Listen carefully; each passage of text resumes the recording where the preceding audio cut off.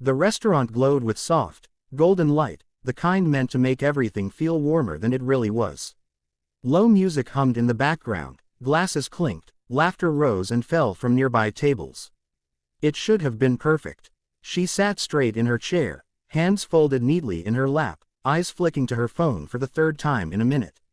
No new messages, no explanation, just silence. Across from her, the chair was empty. 10 minutes ago, he'd stood up, smiling too quickly, mumbling something about taking a call. Be right back, he'd said, already halfway turned away. She'd watched him walk toward the door, heels of his shoes clicking confidently against the floor. He never looked back. At first, she told herself not to overthink it. People took calls all the time. Maybe it was work, maybe something urgent had come up.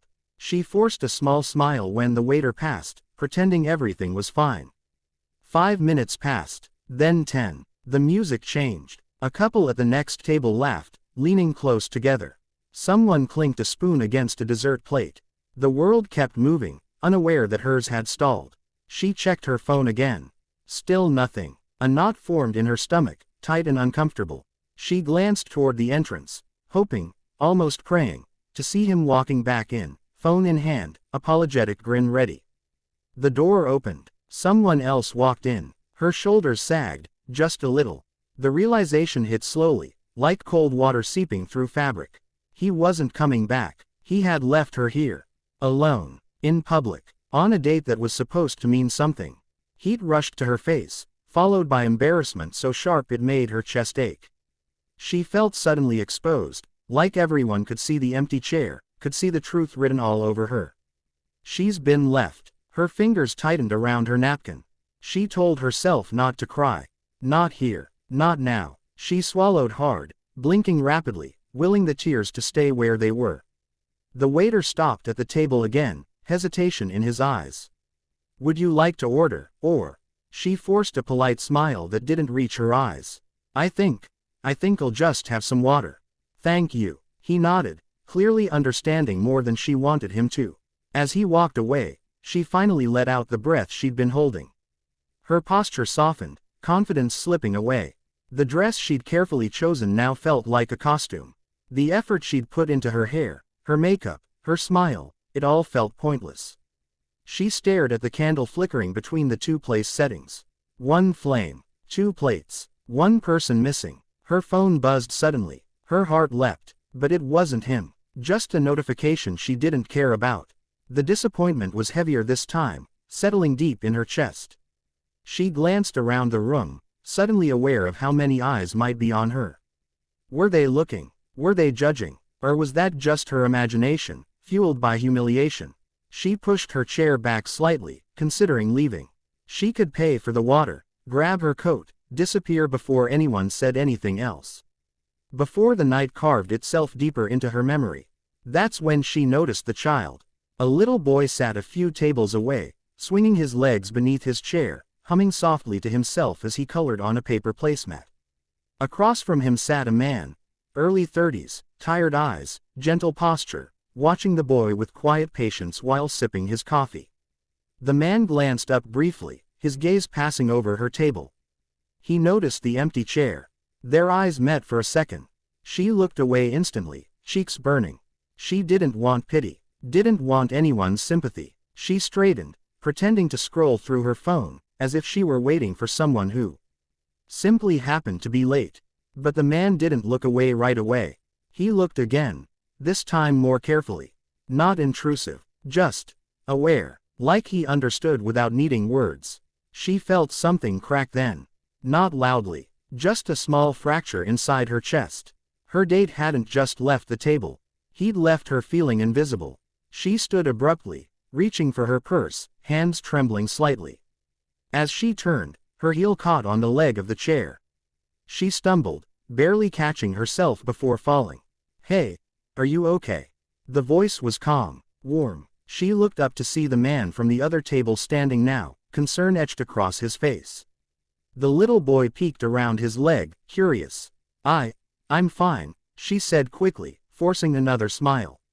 But her eyes betrayed her. The man hesitated, then spoke gently. You don't look fine. For the first time that evening, someone actually saw her. And he had no idea who she really was, or how this small moment was about to change everything. She nodded too quickly, brushing an imaginary wrinkle from her dress. Really, I'm okay, she said, though her voice wavered just enough to betray her. The man didn't argue. He simply gave a small, understanding smile and pulled the chair out beside her table, not across from her, not invading her space, just close enough to make his presence feel supportive rather than overwhelming. My son and I were just about to leave, he said, glancing back at the little boy, who was now lining up his crayons with serious concentration.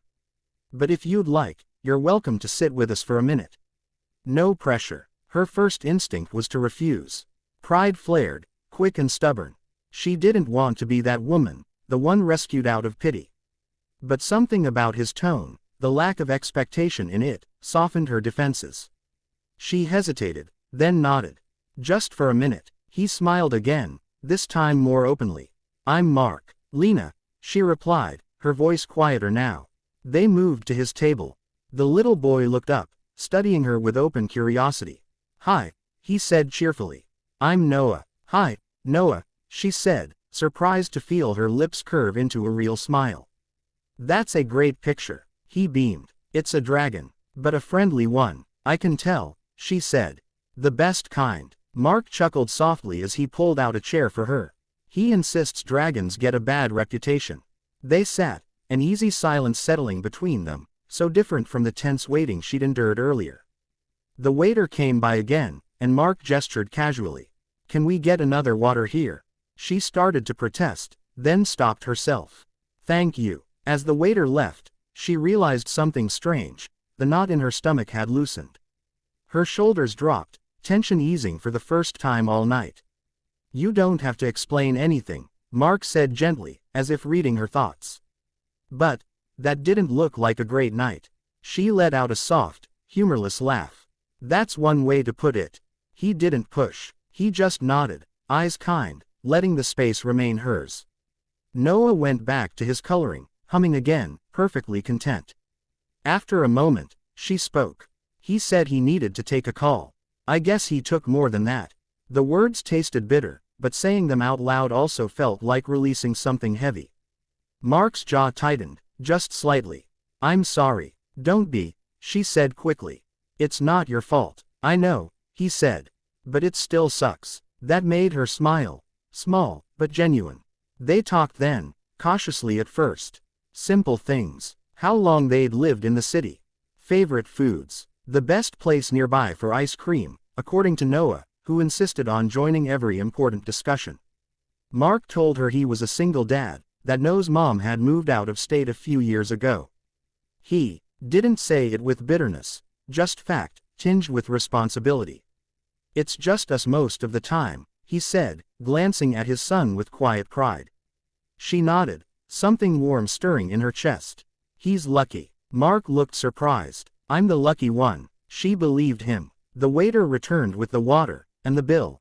Mark reached for it automatically. Oh, no, she said, shaking her head. Please don't. It's fine, he said. Really, tonight's been a lot.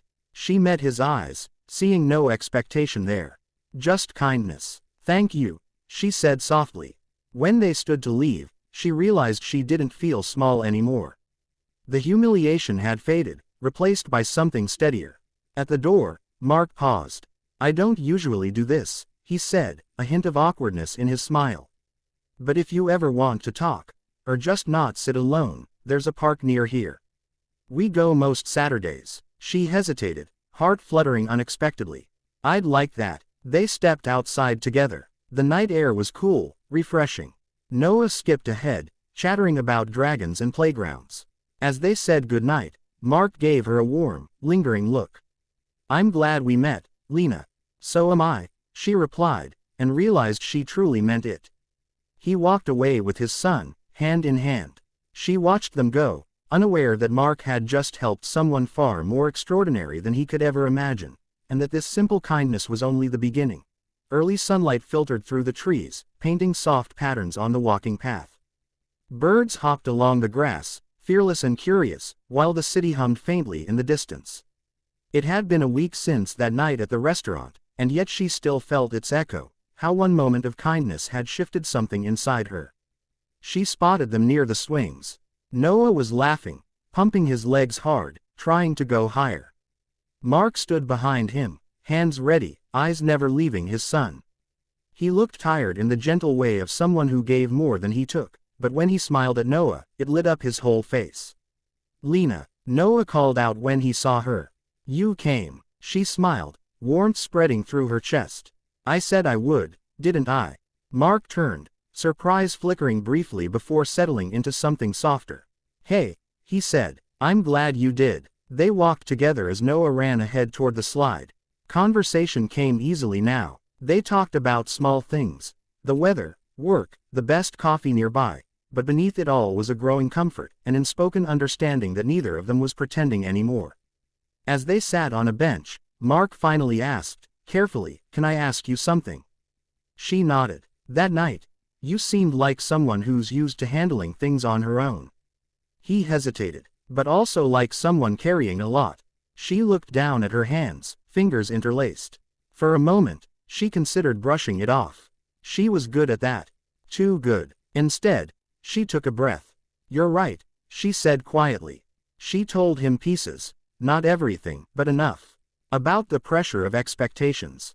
About people who saw her name before they saw her. About how exhausting it was to always be on, always impressive, always untouchable.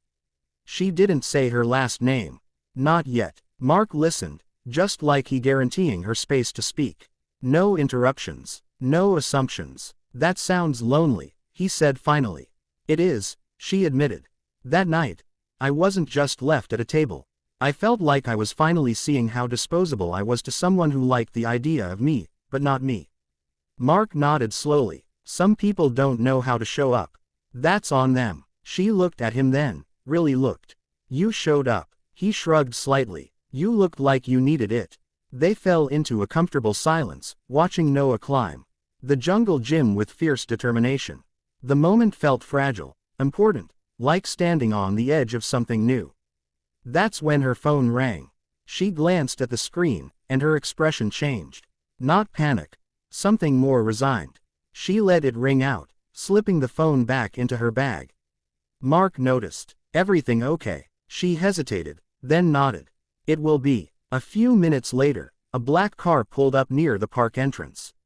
Subtle, expensive, out of place. Mark frowned slightly. As that, she stood slowly. "I think it's time I tell you." He rose too, concern flickering in his eyes, not fear, just confusion. "My full name," she said gently, "is Lena Hartwell." The name hung between them. Mark blinked. Once, twice. "No way," he said under his breath. Hartwell Industries. The headlines. The interviews. The woman whose face appeared in business magazines and charity galas. The one people whispered about with admiration and assumptions. He stopped himself, then laughed softly, incredulous. "You're that Lena Hartwell?" She nodded. "Unfortunately, yes." He absorbed that in silence, glancing instinctively at Noah, then back at her. She braced herself. For distance, discomfort, a shift she'd seen too many times before. Instead, Mark exhaled slowly. That was it. "That's not what I expected," he said honestly. "But it explains why that guy looked so confident walking away. He thought he was punching above his weight, and got scared." She winced. "Something like that." He met her eyes, steady and sincere. "You know what I see." She shook her head. A woman who was hurt. Who needed a chair pulled out and someone to say, "You're not alone." Her throat tightened. "I didn't help you because of who you are," he continued. "I helped because of who you were in that moment." Tears filled her eyes, uninvited and unstoppable.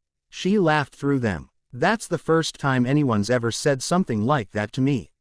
Noah ran back over then, breathless. "Dad, did you know Lena's on TV sometimes?" Mark smiled at his son. "Yeah, buddy, I think I figured that out." Noah shrugged. "Cool. Can she still come to the park with us?" She laughed fully this time, crouching down to Noah's level. "I'd like that, very much." Mark watched them, something deep and certain settling in his chest. Titles faded, expectations blurred. What remained was simple and rare. Connection. As they walked toward the car together, Mark didn't offer a grand gesture. He just reached out, hesitantly, and took her hand. She squeezed back. Her date had left her alone. But the single dad who helped her, who saw her when she was invisible, had unknowingly found the woman who would change his life. And she had found the place where she was finally seen. Ring red heart.